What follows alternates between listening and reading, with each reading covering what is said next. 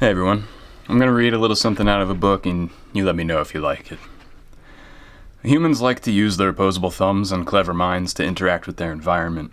This has allowed us to create with beauty and practicality, art and science. When art and science come together and merge, we get technology. The science of understanding that a sharp thing can cut through a soft thing, and the art of deftly chipping away at a stone to create an edge, has led to the development of hatchets and knives. This intersection of science and art carries through the heart of all of humanity's technological endeavors and innovations. Today, it is common practice that anthropologists, archaeologists, evolutionary theorists, psychologists, and other researchers examine the development of tools and technology from its earliest known appearance in our world and formulate opinions on what they see. This has divided researchers, theorists, and technologists into different schools of thought regarding how humanity interacts with their environment and with the tools we create. We have naturalists, Luddites, cyberneticists, transhumanists, Burkean conservatives, Mennonites, industrialists, futurists, primitivists, nihilists, accelerationists, humanists, Butlerians, Neoplatonists, and so on, and such like. There are as many opinions about technology as there are people in the world. There are extremists in these schools of thought, with unbalanced ideas about technology. There are primitivists on one end of the spectrum, and transhumanists on the other. Having extremists in the world is a fact of life. There's not much we can do about that. For the most part, it's all right for them to exist as long as their ideology and extremism is obvious to everyone. For example, not many people will take primitivists seriously. Most of us understand that no matter how much we may dislike technology, it likely is not going anywhere anytime soon. Technology is here, we use it, we adapt to its use, and we expand upon its innovations, and we try to do our best not to use the technologies which we dislike. The genie is out of the bottle, so to speak. When a primitivist begins a discourse, or more likely a rant, about the superiority of primitive life, their words fall mostly on deaf ears due to the fact that living a primitive life today is essentially impossible and far more trouble than it's worth. The impulse of primitivism is reactionary at best and destructive at worst.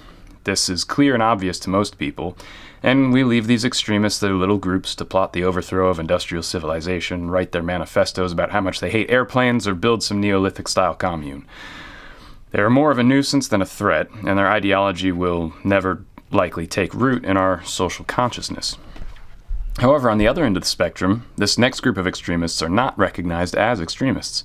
They are seen by many as futurists and innovators, as brave and ingenious disruptors of the status quo. They offer promises of power, wealth, happiness, health, and a brighter future for humanity in general. Since the 1990s, transhumanists have been given a spotlight.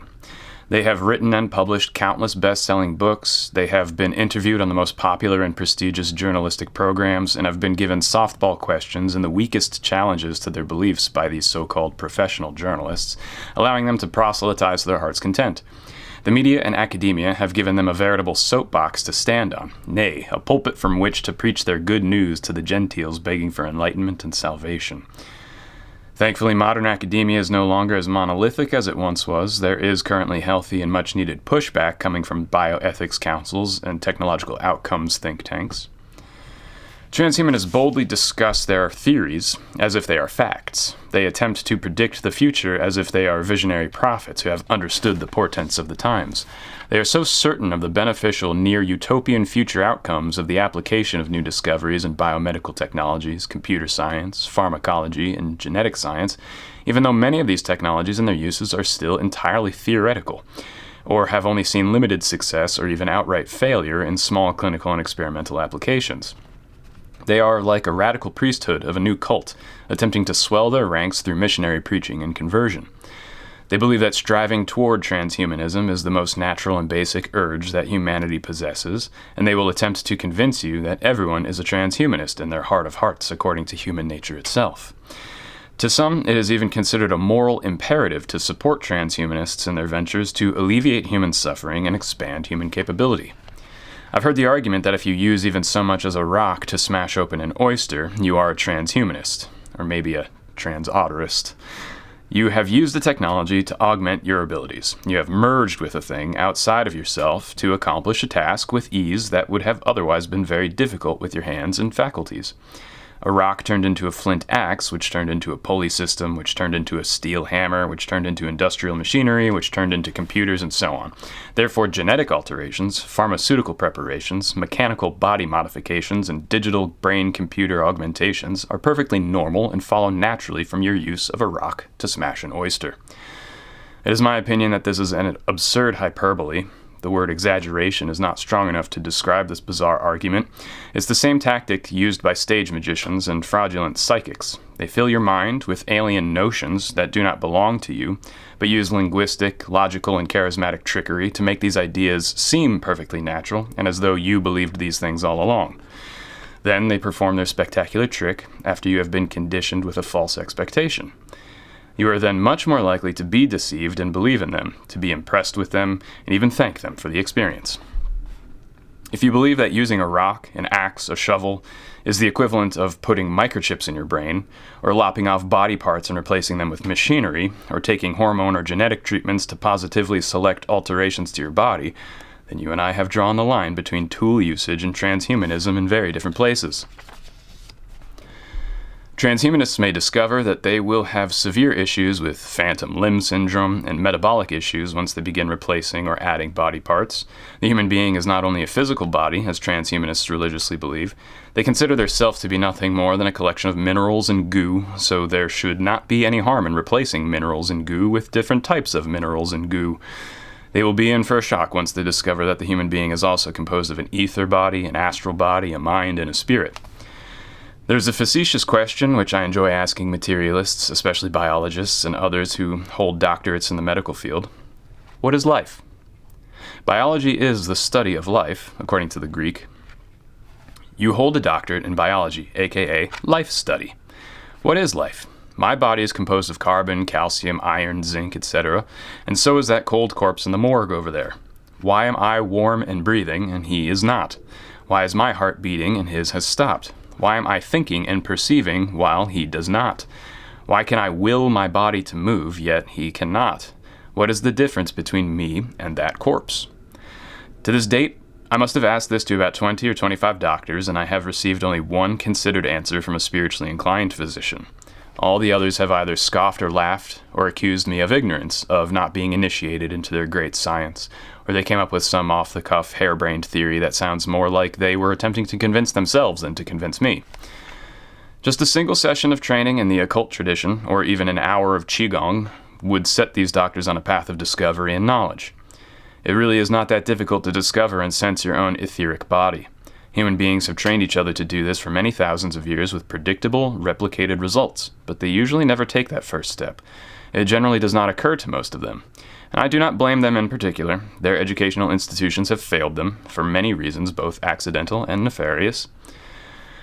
The ether body is a subtle energetic current or field that is essentially the same size and shape as your physical body. It's responsible for regulating your autonomic biological functions and acting as the liminal, permeable membrane between the physical world and the spiritual world. Its most obvious manifestation appears as your chakra system.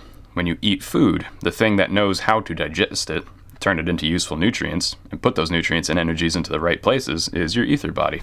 It governs your metabolism and does so without you needing to be aware of it.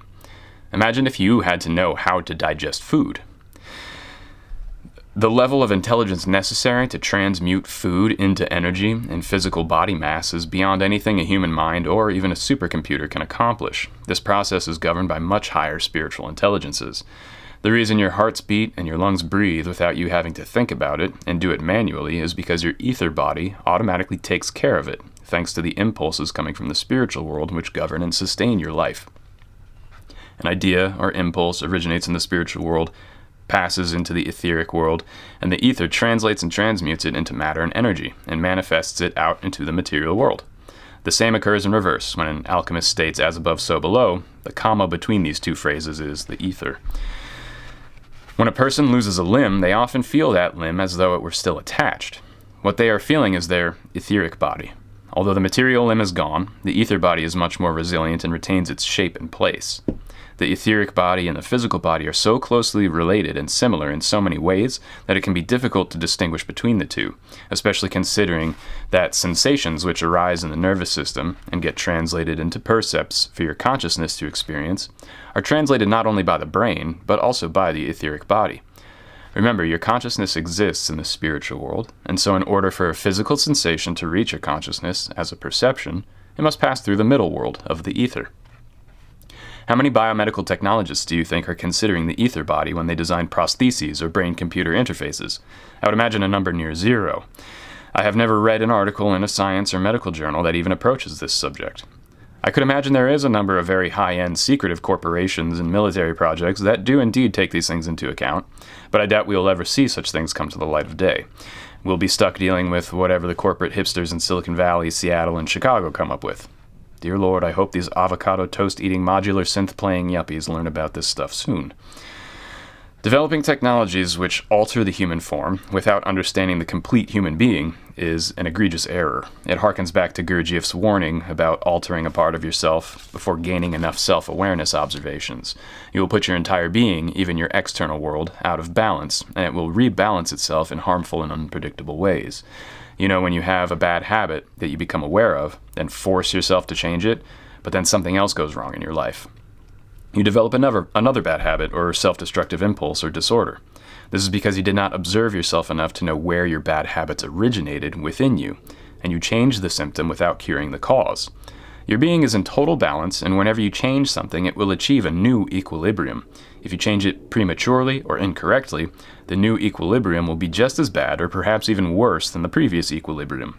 These catastrophes of rebalancing occur 1,000-fold when altering our physical bodies in irreversible and permanent ways.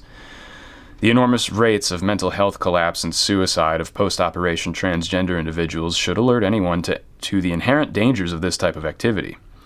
Please think very carefully about positive selection medical procedures before getting them, and make sure you are not mistaking positive selection for negative selection. This is another enormous issue in today's cultural and identity politics. Many people believe that they are choosing a negative selection with such procedures, thinking that they will be brought to normal human functioning by undergoing such a procedure, when in fact it is an unnecessary positive selection that will alter a normal person, resulting in a non-normal outcome. If your physical health is not at risk, a great deal of spiritual and mental guidance, healing, and rebalancing should be sought before any permanent medical procedures are decided upon. If you suffer from gender dysphoria or body dysmorphia, perhaps your divine masculine and divine feminine spirit is out of balance. Attempting to recalibrate your inner life through psychological therapy and spiritual disciplines before permanently altering your physical self. You're a beautiful individual just the way you are, and you must discover why you are beautiful and lean into it. Embrace it. Do not run from it. If you're a feminine man, so be it. If you're a masculine woman, who cares? You're wonderful. If it truly bothers you, then see about altering your spiritual perspective. You'll find infinite strength and happiness when you develop inner balance. I urge you to very carefully consider your choices and courses of action. Seek the opinions, perspectives, and counsels from as many professionals and trusted individuals as possible before irreversibly changing yourself. I highly doubt that any biomedical researchers or technologists understand enough about the etheric body, astral body, mind, and spirit to be able to correctly apply genetic, hormonal, mechanical, or pharmaceutical alterations to the human body. I imagine we'll see a plethora of new mental, physical, and spiritual disorders arising from the application of transhumanist technologies. We already see how computers have diminished the attention spans and literacy of many people. Their neural pathways have been shortened, their electrical activity is less, their hormonal excretions are similar to those of drug abusers, and neuronal discharges sometimes fall short of their intended destinations within the brain, causing some brain functions to cease working entirely.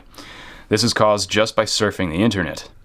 Now these people cannot deeply study or engage with anything. They only experience the surface level of all of their perceptions and interests. Depth of experience, thought, feeling, awareness, and perception simply does not exist in many millions of people today. Without depth of experience, without sticking to a single topic, digging deeply into it, there is no true knowledge, wisdom, or understanding of anything at all. Life itself becomes superficial and banal. People become nothing more than semi-aware animals.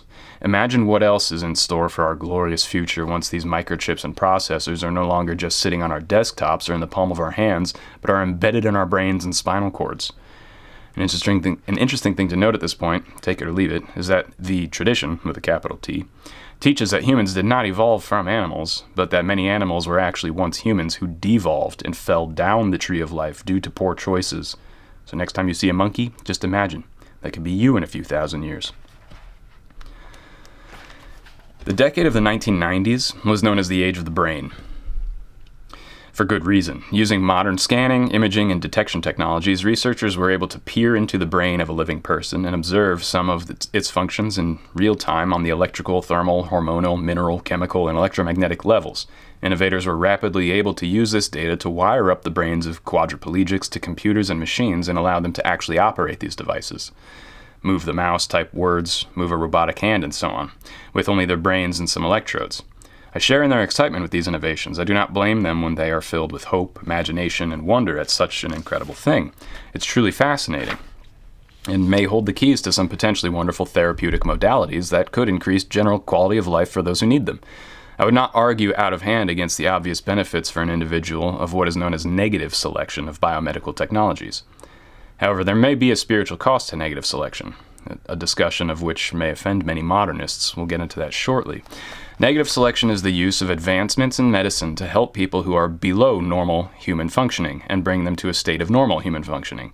Of course, we can argue about what is normal and what is not. However, there is a statistical baseline of human functioning that bioethicists use in their definition of normal. Someone with 10 working fingers, a working heart, set of lungs that allows them to perform vigorous activity with relative comfort, and so on. The laundry list of normal functioning, according to academia, is obvious with only a few minutes of reflection. Essentially, people who are handicapped may be brought to normal functioning through negative selection, the normal application of therapeutic and prosthetic modalities and technologies. There's also the possibility of positive selection. This is when a person elects to use advancements in medicine to propel themselves from normal human functioning to supernormal functionings. We've seen a version of this with amputee track stars, who have replaced their lower legs with these curved pieces of flexible metal.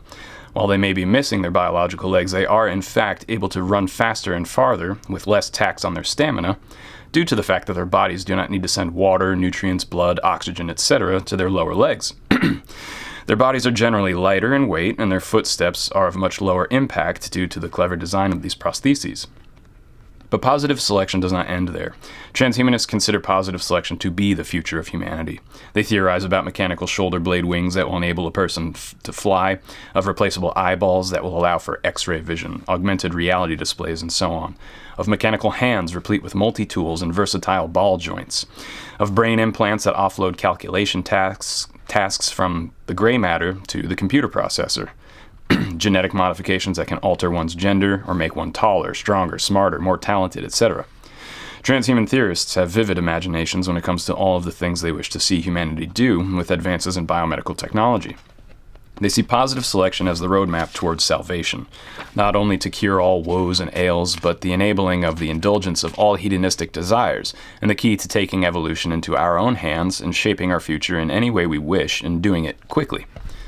The impulse can find its origins in the ideas of the ancient, particularly in the Renaissance era, alchemists, who wished to use their art to speed up the processes of nature.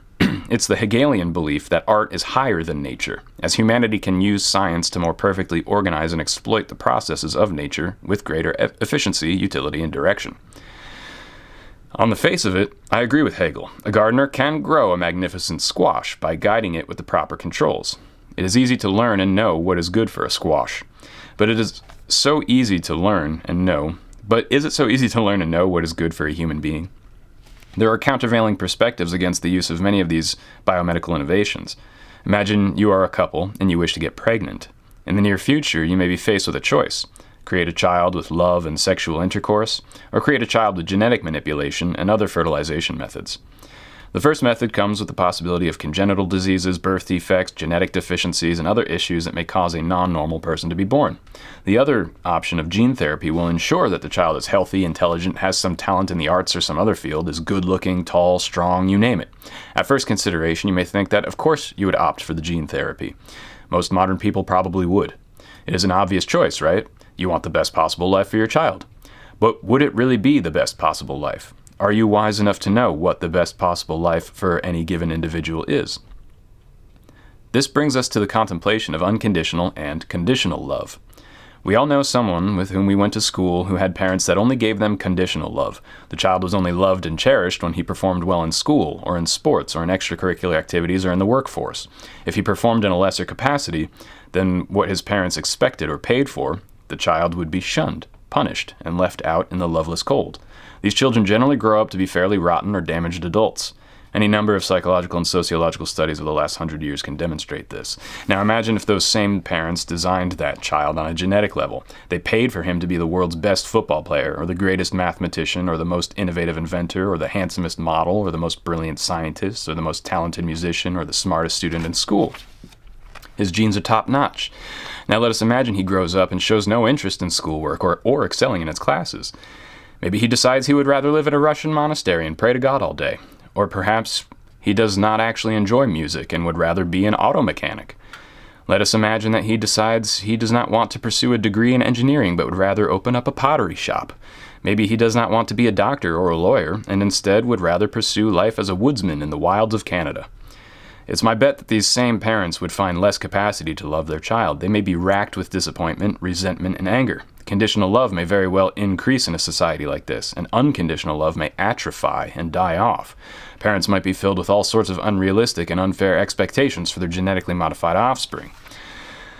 A person who is conceived naturally through the loving embraces of two parents and is born with disabilities of some kind may require support for his entire life. But have you ever met the parents of such children? The love that flows from them is unfathomable. It's one of the most beautiful things I've ever seen in my life. They did not genetically design this child. They did not pay for special fertilization technologies to either negatively or positively select traits that would increase the likelihood of normal or supernormal functioning. They simply fell in love and decided to let God and nature have their say. Whatever type of person they produced would be loved no matter what. I imagine in a world where genetic modification is common, these parents would be accused of not loving their child, of not wanting the best for them, of not giving their child every chance at a good life. These parents would likely be scolded, ridiculed, mocked, and even banned from certain social functions and societal institutions. Just think about what parents go through today when they choose not to vaccinate their children. The exclusion, venom, and hatred against them is disgusting and utterly unwarranted, to say the least. Parents such as these may face all kinds of social problems for simply doing things the old-fashioned way and having faith that it will work out the way it is meant to. How dare they put their lives and the lives of their children into the hands of God and not in the hands of scientists, heathens, filthy mongrels. I've even seen parents of handicapped children transform from selfish, petty, horrid people to saints who are capable of bottomless compassion and unconditional love, simply because they learned to care for and love their child who was born with non-normal capabilities. It was difficult at first, but they experienced complete inner transformation during these hardships and trials. If they opted in for gene therapy and produced a perfect child, those parents would still be selfish, petty, horrid people. The world would have fewer saints in it, and their child, as perfect as they are, would have experienced a loveless childhood and may develop into a terrible, broken person despite their perfect genes. The handicapped child, although experiencing suffering and limitations in body and mind, experienced a life absolutely filled throughout with unconditional love. Which is the better life? Which is the worse life? Are you wise enough to determine? Who is to say what is right and wrong when dealing with the unborn? Who is to say what quality of life really means? How can one measure such quality? Is it a biological metric, an economic metric, a social one, a mental one, a spiritual one? Is anyone wise enough to know whether or not to apply these technologies and what consequences may arise? It is my opinion that none of us is wise enough to know the correct choice in any given situation. It must be a carefully considered decision on the part of parents or the individuals who are thinking about applying or not applying such therapeutics and modalities. None of us has a right to either coerce or hinder anyone in this regard. And anyone considering such things must think beyond just themselves and their selfish impulses. How will gene therapy for their child and transhumanist applications in general affect the rest of civilization, culture, and the future of humanity? Should we take a hands-on approach to our own evolution or a hands-off approach? Should we strike a balance between the two? It all boils down to what type of civilization and culture you want to live in. So that was roughly 15 pages from my new book. Came out today. It's called Transhumanism and Contemporary Spirituality. It's available now at most major retailers online. So if you enjoyed that, there's about 270 more pages in the book to read on all topics. It's not just bioethics. It's also it connects paranormal phenomena with spiritual tradition with the rise in technology and transhumanism. It brings together a bunch of different things that most people don't connect. Basically just like paranormal social engineering and how it affected the development of technology, and social engineering in general on a societal scale and how we use technology. So if you're interested in that, I know my videos on like Ahriman and transhumanism are probably the most popular on my channel, so I wrote an entire book about it.